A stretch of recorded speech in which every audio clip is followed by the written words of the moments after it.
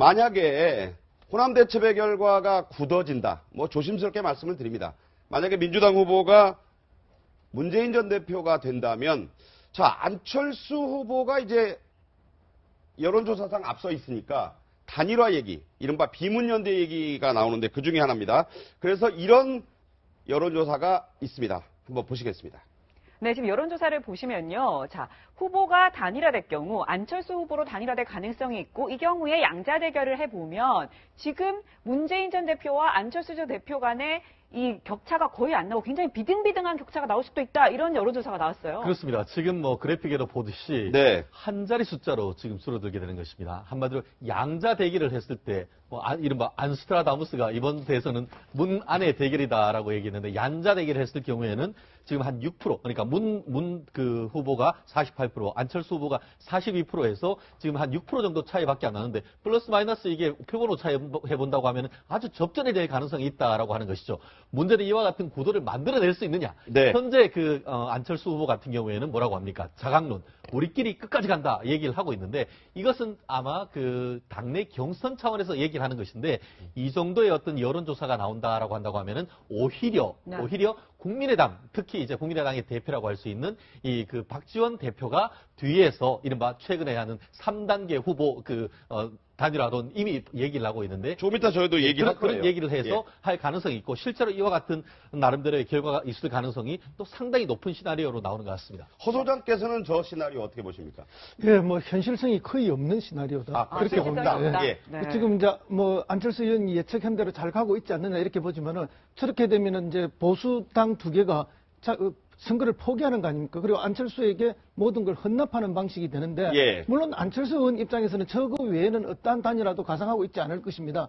그러나 지금 자유한국당이라든지 바른정당은 어떻게 하든지 다 한번 해보려고 하는 노력이 있지만 네. 자유한국당 입장에서는 바른정당과의 단일화조차도 지금 쉽지 않은 상황에서 그걸 국민의당까지 저렇게 안철수 후보와 단일화한다는 것은 매우 힘든 과정일 것이다. 그리고 남아있는 이 선거 과정 중에서도 앞으로 저는 단일화를 할 수 있는 과정이 사실은 15일 정도밖에 남아있지 않습니다. 네, 네. 그 이상이 되면 본선에 들어가서 공식 선거운동이 시작되고 나면 매우 어렵다. 네. 그래서 과정은 할 수 있지만 현실화되기 힘든 면이 있다. 이런 말씀을 드립니다. 네. 자, 이래서요. 아무래도 문재인 전 대표 캠프에서도 신경이 좀 쓰이는지 난데없이 좀 뜬금없다고는 할 수 있지만 이게 또 관련이 있다고도 할 수 있어요. 금호타이어가 호남에 있어서 그것을 둘러싼 논쟁일 수도 있다. 이런 비유법이 나옵니다. 들어보시겠습니다.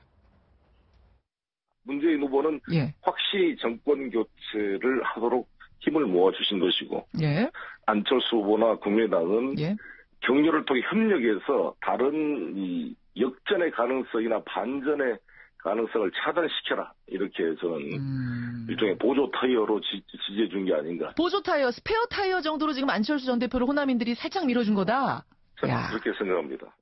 문재인 후보는 대선 기간 동안에 펑크납니다. 펑크는 타이어는 중도에서 포기하기 때문에 우리 국민의당 후보가 지금 지지도는 낮지만은 결국은 이긴다는 것을 민주당에서 잘 알고 있다는 것을 저는 여러분에게 보고 드립니다.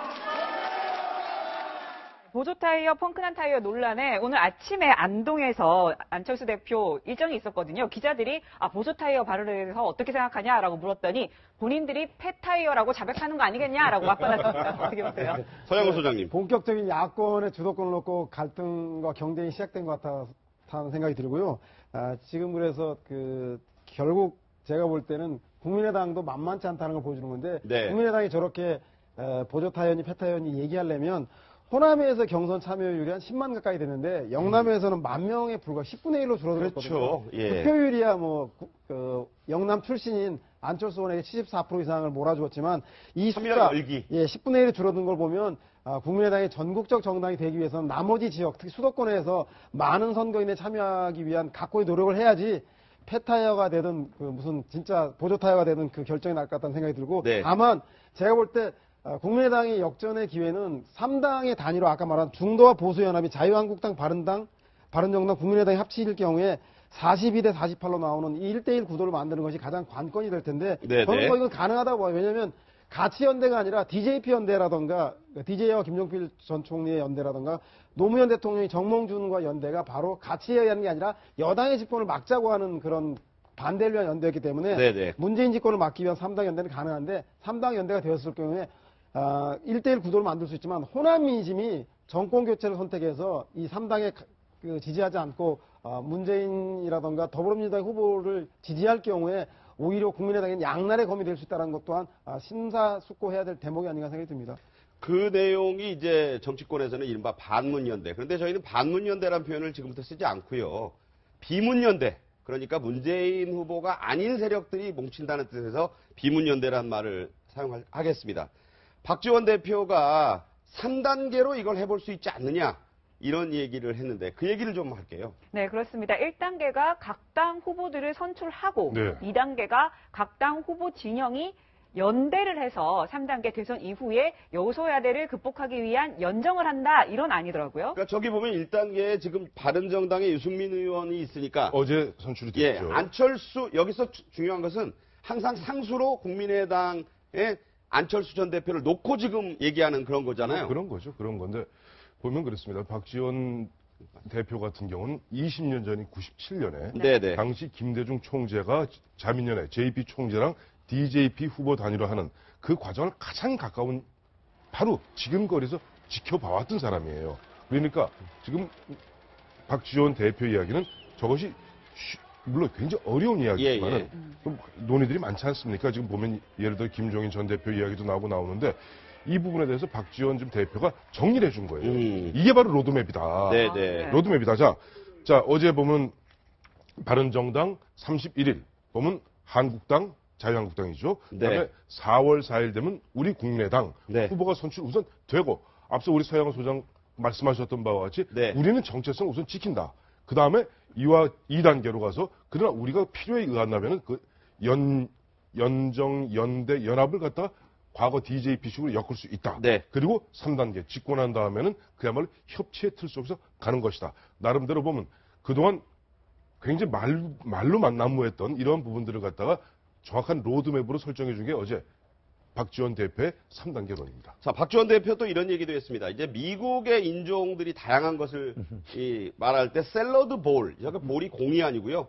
이 화채 그릇 같은 볼을 말하는 겁니다. 슈퍼볼 할 때 그 볼인데 샐러드 볼 같이 연정을 하면 된다. 이런 얘기를 했거든요. 그렇습니다. 어떻게 보십니까? 그 부분. 한마디로 그 멜팅 팟이 아닌 샐러드 볼이다. 멜팅 팟은 뭐겠습니까? 용광로죠, 용광로. 한마디로 합당해가지고 한 당 만들어버리는 것이죠. 네, 다 녹이는. 그렇죠. 네. 그래서 하나로 만드는 것인데 그게 현실적으로 어려우니까 샐러드는 볼은 뭡니까? 거기에 토마토도 들어가고 다른 그 야채 들어가는데 각각의 맛을 내면서 이렇게 말을 굉장히 잘 표현을 했는 것 같은데요. 나름대로의 강구한 그 합당보다는 느슨한 연대를 통해서 현실성 있는 합당을 하고 후보 단일을 하겠다라는 얘기를 했는 것 같은데 과연 어떤 식으로 만들어낼 수 있을지 그 정치력이 시험대에 올랐다라고 얘기할 수 있을 것 같습니다. 지금 점심시간이라 시작하신 분들이 샐러드 얘기가 왜 나오나 어떻게 생각하십니까? 예, 뭐 이렇게 말씀은 좋은 일인데 뭐 좀 전에도 말씀드렸듯이 현실 가능성에 있어 결정적인 문제가 있습니다. 거기는 민심의 뒷받침이 있어야 되거든요. 네. DJP 연대에는 DJ와 호남 민심의 일체화가 있었습니다. 네. 그러나 지금 박지원 대표와 안철수 후보가 그러면 호남 민심과 완벽한 일체화가 있느냐? 그렇지 않습니다. 오히려 안철수 대표는 지금 지지도로 보면 호남에서 문재인 후보보다 더 떨어지는 상황입니다. 예. 이런 상황에서 과연 그런 식의 방식의 호남 민심의 지지가 갈 것인가 하는 부분에서 1차 의심이 하나 들고요. 그다음에 문재인 후보가 그러면 호남으로부터 버림받거나 국민으로부터 버림받았느냐 하는 이런 문제가 하나 있습니다. 지금 기성전결이 돼야 되는데 기성전 문재인 방식으로 가고 있지 않습니까? 네. 어떤 위기가 닥쳐도 문재인 쪽으로 지지율이 결집되는 가고 있습니다. 그래서 이제 이거 뭐 보조 타이어, 펑크난 타이어 이야기했지만 문재인의 타이어가 지금까지 여론조사에서 보여주는 거 하면은 공기 주입형 타이어가 아니고 통고무 일체형 타이어입니다. 아무리 바늘로 찔러도 지금 펑크가 안 나는 타이어예요. 예. 그래서 이런 민심 전반에 대한 받침이 없으면은 이런 게 가능하지 않다는 거죠. 요새 타이어 기술이 좋아서 펑크나고도 이제 상당 기간 달려가는 그런 타이어가 있으니까 갑자기 또 이게 타이어 얘기로 가니까 또 이제 재밌네요. 샐러드 얘기하다 타이어 얘기 아니고 좀 네. 이상하네요. 비유법이 아주 많습니다. 자, 어떤 것이 될지 역시 41일 남은 대선 전국이 흘러갈수록 말을 해주지 않겠나 생각이 들고요.